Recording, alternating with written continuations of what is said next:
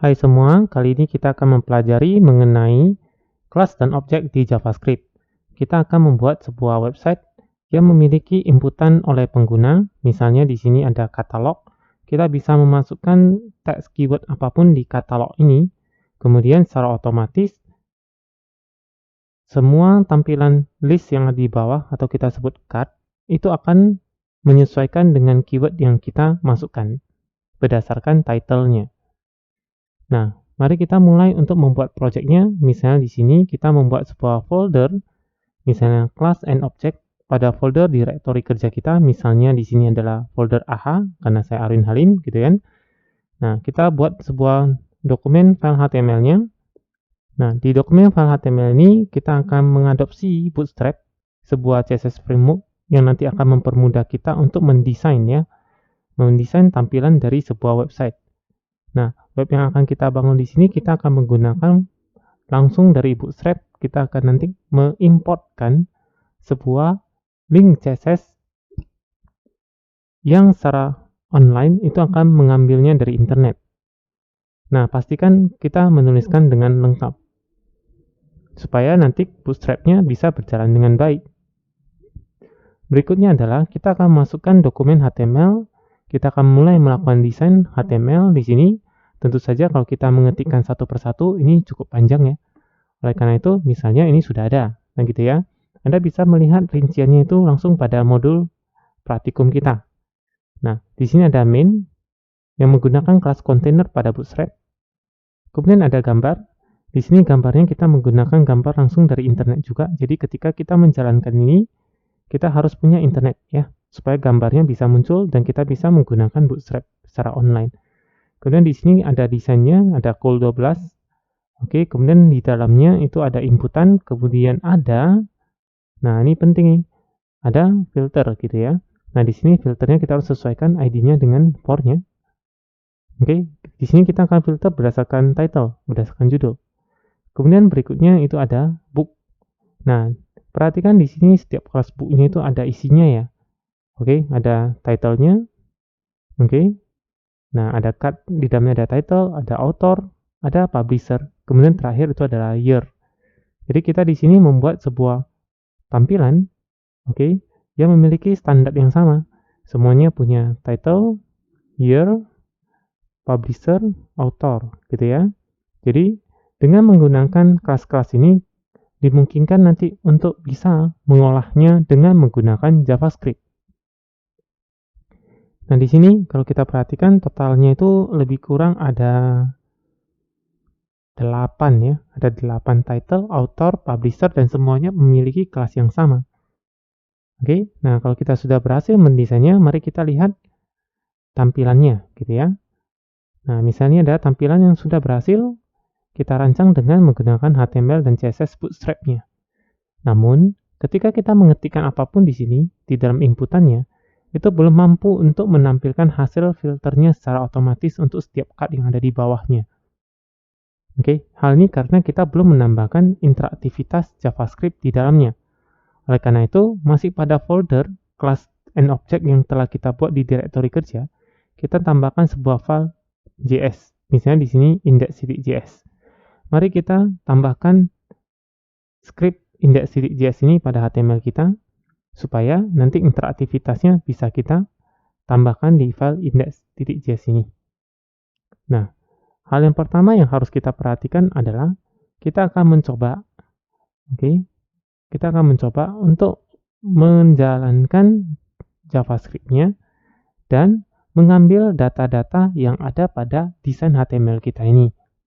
Perlu diperhatikan setiap tulisan ketikan itu harus Anda lihat dengan teliti ya. Karena ketika Anda salah sedikit saja itu akan berbahaya.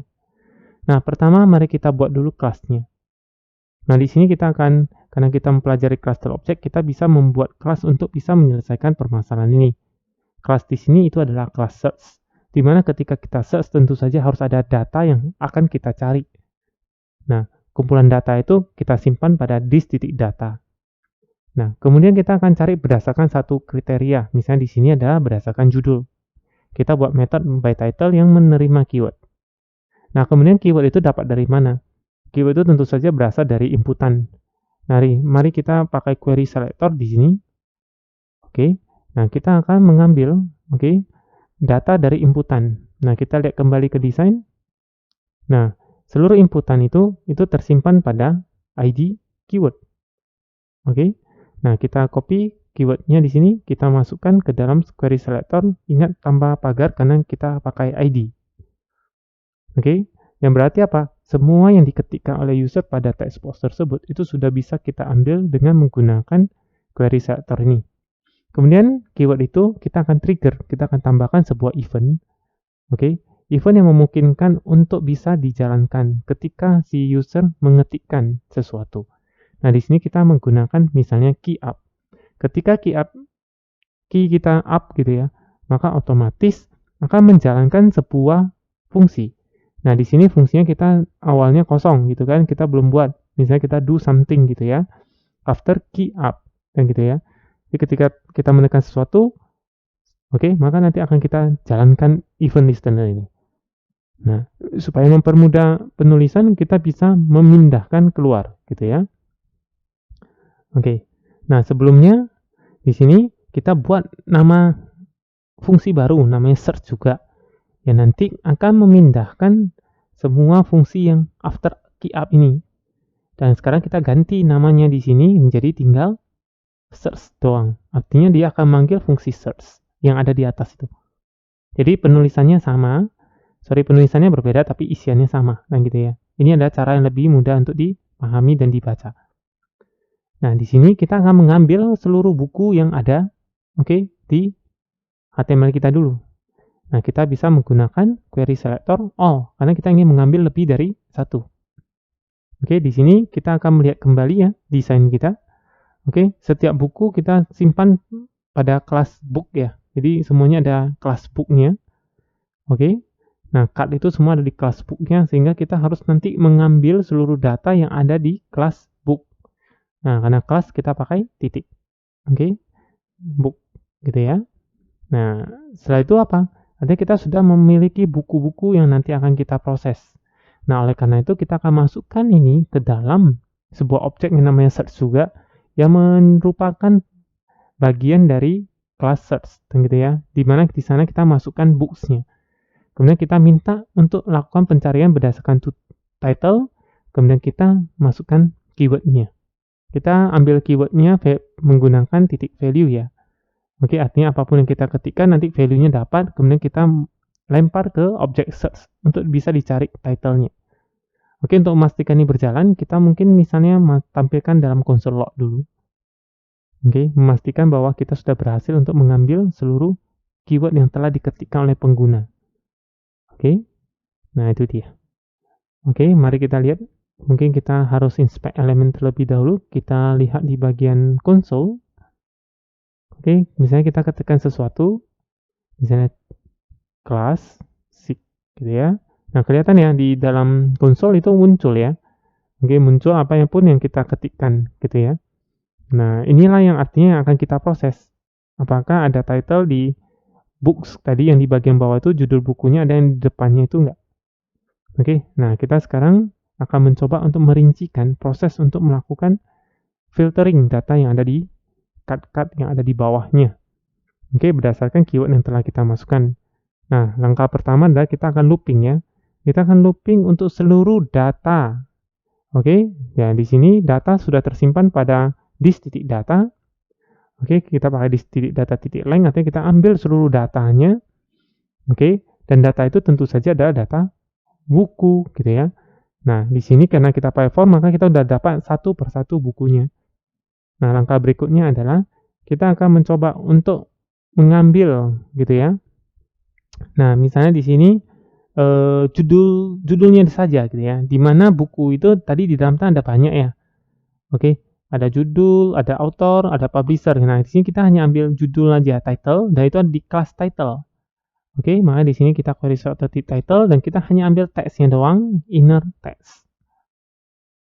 Artinya kita melakukan looping untuk setiap title pada book gitu ya. Ada Clara Klan untuk contoh ini misalnya.